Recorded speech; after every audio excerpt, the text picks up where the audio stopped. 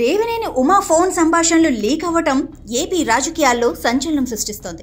Social మీడియాలో Polavaram MLA Chirri Balaraju ఇసుక, మట్టి, మద్యం దందాపై లోకల్ జనసేన నేత కరాటం రాంబాబుతో ఉమా మాట్లాడారు. అయితే వారిద్దరి సంభాషణకు సంబంధించి ఓ ఆడియో నెట్టింట్లో చక్కర్లు కొడుతోంది. ఆడియోలో దేవినేని ఉమా మాట్లాడుతూ, మీ ఎమ్మెల్యే ఒక్క ఏడాదిలోనే 100 కోట్లు సంపాదించారట కదా అని కరాటం రాంబాబును ప్రశ్నించారు. అందుకు ఆయన సమాధానమిస్తూ, నియోజకవర్గంలో ఎమ్మెల్యే చిర్రి బాలరాజు తీరు మరోలా ఉందిలే అని ఆయన బదులిచ్చాడు.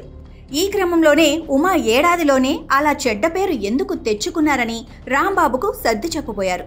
అక్రమ సంపాదన విషయంలో తాను ఇప్పటికీ ఎమ్మెల్యేను మందలించానని రాంబాబు సమాధానమిచ్చారు. బాబు గారు బాగున్నారా? బాగున్నాండి. ఎక్కడున్నారు? ఏదో యూట్యూబ్ లో మీ ఎమ్మెల్యే గొప్పతనం కనపడితే మీరు గుర్తుకొచ్చారు నాకు. ఎవడో చెబుతున్నాడు సంవత్సరానికి 100 కోట్లు అంటే ఇది కేస్ స్టడీ, దేశ చరిత్రలోనే గొప్ప విషయమేనండి. అంటే ఇది మీరు అబ్జర్వ్ చేశారు లేదు, అసలు వ్యవస్థ మనం ఉన్నప్పుడు లేదండి. అలాగే ఇప్పుడు ఎమ్మెల్యేస్ అంటే రాంబాబు గారే కదా పెట్టింది, రాంబాబు అని అడిగాను. కాదండి, జనరల్ గా ఎవరి వ్యవస్థ బాగోలేదండి జిల్లాలో. అంతా ఎందుకు 1 year లో చెడ్డ పేరు తెచ్చుకుంటున్నారు?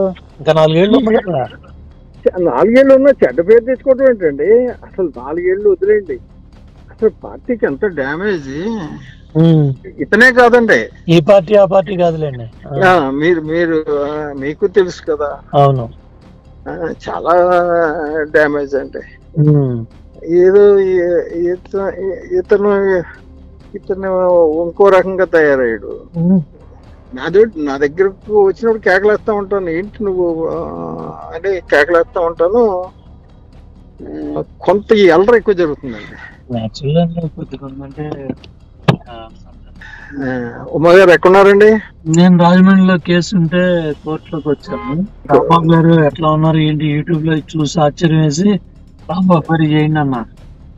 ఆ రోజు మీరున్న కష్టపడి తీసుకొచ్చి పెట్టారు, మన రాంబాబు గారు చేశారు. మడి అని కూడా మనం ఒప్పించాం, మీరు కూడా అడిగేసి తగ్గి అందరినీ కలుపుకొని గెలిపించారు, ఎంత బాధపడుతున్నారని ఫోన్ చేశారు. అవునండి, ఇబ్బందిగానే ఉంది. ఇల్లు కోసం పనిచేసిన వాళ్ళు కదా, మీరు సంపాదించుకోవాలనుకుంటే ఈ 10 కోట్లు 20 కోట్లు ఇల్లు కట్టగలరు కదా అక్కడ. కాదండి, అసలు ఈయన చంద్రబాబు నాయుడు గారు ఫోన్ చేశారండి పార్టీలో, మీలాంటి వాళ్ళు పార్టీలో రావాలని. అవునండి, కొద్దిగా ఇబ్బంది ఉంది, తప్పకుండా మీకే చేస్తాను బై ఎలక్షన్ అంతా కూడా. నాకు ఎందుకంటే గుర్తు, ఆ రోజు రాంబాబు మీ దగ్గర తీసుకొచ్చాడు, మనం కలిసి కూర్చున్నాం మడి అంటే అదే అందుకని గుర్తుకొచ్చి రాంబాబు అయినట్టున్నాడని చేశాను. అవునండి, మీరు ఫోన్ చేసినప్పుడు కూడా నేను చేసి పెట్టాను కదండి. అవునవును చెప్పాను నాకు. మీరు ఫోన్ చేసినప్పుడు అదేం చేశారు ఈ ఎదవా ఎవడండి, ఆ సోమబాబు అన్నవాడు. అవును, ఆడు నేను ₹1 తీసుకున్నాను పెట్టాడు. ఆడు జైల్లోకి వెళ్ళిపోతామంటే కాపాడినోడు నేనండి. తెలుసా నాకు, అన్ని తెలుసు. పట్టించుకోమండి, ఇబ్బందిగానే ఉంది. ఇల్లు కోసం పనిచేసిన వాళ్ళు కదా, మీరు సంపాదించుకోవాలనుకుంటే ఈ 10 కోట్లు 20 కోట్లు ఇల్లు కట్టగలరు కదా అక్కడ. కాదండి, అసలు మాది ఉన్నదే మేము దానం చేసామండి. మేము ఎప్పుడు అసలు చెయ్యి జాచటం అంటే తెలియదండి. విడుదలతో ఉన్నాడు మీలాంటి వాళ్ళకి కొద్దిగా ఇబ్బందిగా నాకు ఉందండి. ఇబ్బంది ఉంది, కాకపోతే కంట్రోల్ చేస్తున్నా. అంటే కొద్దిగా టైం ఉంది, కొద్దిగా మళ్ళీ మామూలు స్థితికి తీసుకురావాలండి. ఇప్పుడు మళ్ళీ కూటమి దెబ్బతినేస్తుందండి. ఇప్పుడు కళ్యాణ్ గారికి తెలిస్తే అవన్నీ ఏమోనండి, అది నాకు అర్థం అవట్లేదు. మిమ్మల్ని కూడా అడగట్లేదా ఏం జరుగుతుంది రాంబాబు గారు అని? ఇంకో కూడా ఫోన్ చేయలేదు నాకు ఇప్పటికి. ఇప్పుడు నేను చేసినట్టు కనీసం రాంబాబు గారు ఎట్టున్నారు? లేదండి, ఇప్పుడు వరకు ఫోన్ చేయలేదండి.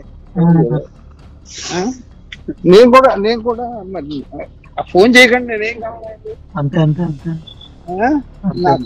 అడిగినప్పుడు చెప్తారు, అడిగినప్పుడు. ఒకసారి చంద్రబాబు నాయుడు గారి దగ్గరికి వెళ్ళి నిర్వాసితుల గురించి మాట్లాడానండి. ఏదో ఇస్తారని కమ్మబట్టి రామ్మోహన్ రావు మాట్లాడారు. మళ్ళీ ఈయన మాట్లాడాక. అప్పుడు సీఎం రమేష్ కూడా నా పక్కన ఉన్నాడు, సానా సతీష్, సీఎం రమేష్ అందరు నా పక్కన ఉన్నారు ఆయన మాట్లాడినప్పుడు.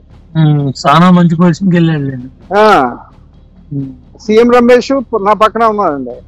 సీఎం అమిత్ షా పక్కన ఉన్నాడు, సీఎం రమేష్, సానా సతీష్ లోకేష్ బాబు పక్కన ఉన్నాడు. నా పక్కన ఉన్నప్పుడు పోలవరం డ్యామ్ దగ్గరే ఉన్నాడు. మనం కలిసి కూర్చున్నాం మడి ఏంటి అదే అదే అందుకని గుర్తుకొచ్చి అయినట్టున్నాడు అని చేశాను. అవునండి, మీరు ఫోన్ చేసినప్పుడు కూడా నేను చేసి పెట్టాను కదండి. అవునవును చెప్పాను నాకు. మీరు ఫోన్ చేసినప్పుడు అదేం చేశారు ఈ ఎదవా ఎవడండి ఆ సోమబాబు అన్నవాడు. అవును, ఆడు నేను ₹1 తీసుకున్నాను పెట్టాడు. ఆడు జైల్లోకి వెళ్ళిపోతామంటే కాపాడినోడు నేనండి. తెలుసు నాకు, అన్ని తెలుసు. ఎదవను పట్టించుకోమండి.